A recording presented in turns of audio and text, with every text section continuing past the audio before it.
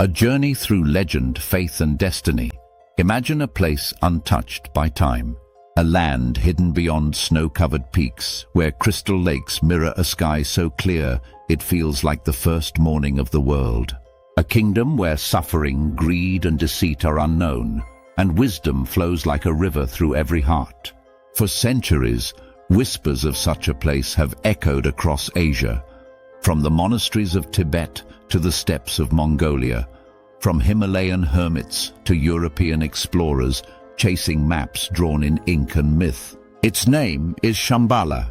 To Tibetan Buddhists, Shambhala is not just a paradise, it is a promise. A hidden realm that will one day reveal itself to a world drowning in chaos, led by a king whose army of compassion will end the age of darkness.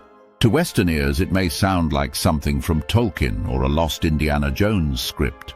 But to countless believers, Shambhala is woven into prophecy, meditation, and the deep heart of Tibetan mysticism. Tonight, we journey into that legend, tracing its origins, decoding its prophecies, and asking the question, is Shambhala a physical kingdom waiting to be found, or a spiritual state only reached within? Section 1. The Origins of the Legend. The first written accounts of Shambhala appear in the Kalachakra Tantra, a complex system of Buddhist teachings introduced to Tibet around the 11th century. According to these texts, Shambhala is a vast, lotus-shaped realm hidden somewhere in the Himalayan region. It is ruled by a line of kings, beginning with King Suchandra, who is said to have received the Kalachakra teachings directly from the Buddha himself. The kingdom is described as a circular land surrounded by snow mountains, with palaces adorned in gold and lapis lazuli. In its capital, Kalapa, the wheel of time, the Kalachakra, turns eternally, symbolizing harmony between cosmic cycles and human life. But here's where it becomes intriguing for a Western audience.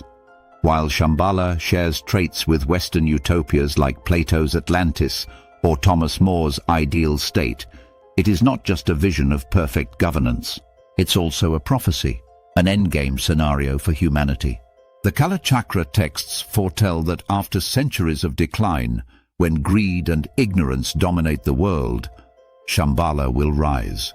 Its final king, Rudra Chakrin, the wrathful wheel-turner, will lead an army against forces of chaos in a battle that ends the current age and ushers in a new golden era. This dual nature, both mystical refuge and apocalyptic force, sets Shambhala apart from the Western hidden paradise trope. It is not simply a place to escape, it is a destiny to be fulfilled. Section 2. Shambhala in Tibetan Buddhism. To understand Shambhala's role in Tibetan thought, we must explore the Kalachakra initiation. This is one of the most elaborate rituals in Buddhism, sometimes lasting days, where lamas construct vast sand mandalas, intricate cosmic diagrams, and guide initiates through visualizations of Shambhala's landscape. For practitioners, Shambhala is as much a state of consciousness as it is a physical realm. One does not simply walk into it, one must align mind and spirit with its pure qualities. The mountains and gates described in scriptures are as much internal barriers, greed, hatred, ignorance, as they are physical obstacles. In Tibetan monasteries, monks chant prophecies about the kings of Shambhala. Some names are purely symbolic, others eerily match historical rulers who defended Buddhist lands from invasion. This blending of myth and history gives the legend a living, adaptable quality. For the West, Shambhala became visible largely through the Dalai Lama. When he performs the Kalachakra initiation, thousands attend, and he often explains that while Shambhala may exist as a real place, its deeper meaning is a metaphor for a compassionate and enlightened society, something we must build here and now. Section 3. Western Encounters. The Shambhala legend leapt into Western imagination in the 19th and 20th centuries, when explorers and theosophists linked it to their own mystical quests. Figures like Nicholas Roerich, a Russian painter and mystic, claimed to have searched the Himalayas for the entrance to Shambhala, guided by lamas who spoke of its gates opening only to the pure of heart. At the same time, occult movements in Europe reimagined Shambhala as a hidden master's retreat, blending Buddhist prophecy with esoteric fantasy. Some even tied it to conspiracy theories about ancient civilizations and lost technologies. By the mid-20th century, Shambhala was everywhere in pop culture, inspiring novels, adventure films, and even Marvel's mystical city of Kunlun. But in this translation from Tibetan Tantra to Western pulp fiction, much of the spiritual discipline at its heart was lost, replaced by the thrill of a treasure hunt. Section 4. The Prophecies. The most captivating aspect of Shambhala is its prophecy cycle. The Kala Chakra describes 32 kings who will rule Shambhala. The first 7, like Suchandra, are semi-divine, ruling in an age of peace. The rest preside over gradual decline, as corruption spreads and the outside world falls into moral decay. When the world reaches its darkest point, where war, environmental collapse, and spiritual amnesia grip humanity, the final king will appear. Rudra Chakrin will wield not only armies, but also the enlightened power of compassion, defeating the forces of materialism in a climactic battle. This is not the apocalypse of fire and brimstone seen in some Western traditions.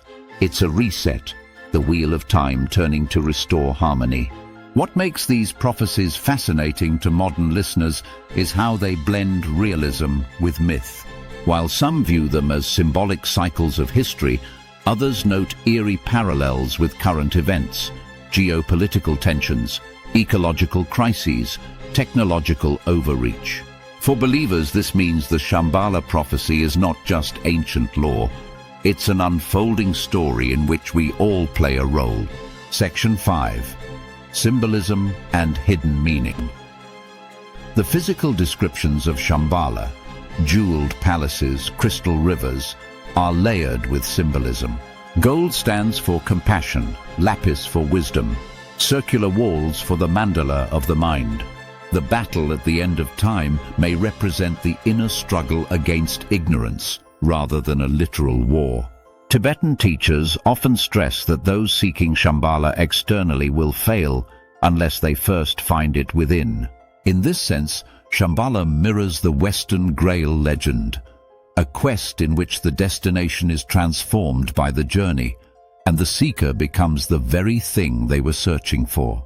Whether Shambhala is a hidden Himalayan kingdom, a realm in another dimension, or a vision of enlightened society, its enduring power lies in the fact that it asks something of us. It is not a passive paradise to stumble upon, it is a call to prepare ourselves, mentally, ethically, spiritually, for a world built on compassion and wisdom. In a time when the headlines are filled with division, fear, and uncertainty, the legend of Shambhala invites us to imagine a different ending to the human story. An ending not of annihilation, but of renewal. And perhaps that's why the gates of Shambhala have remained closed for so long. They are not waiting for the right map or the right expedition. They are waiting for us to become the kind of people who can walk through them.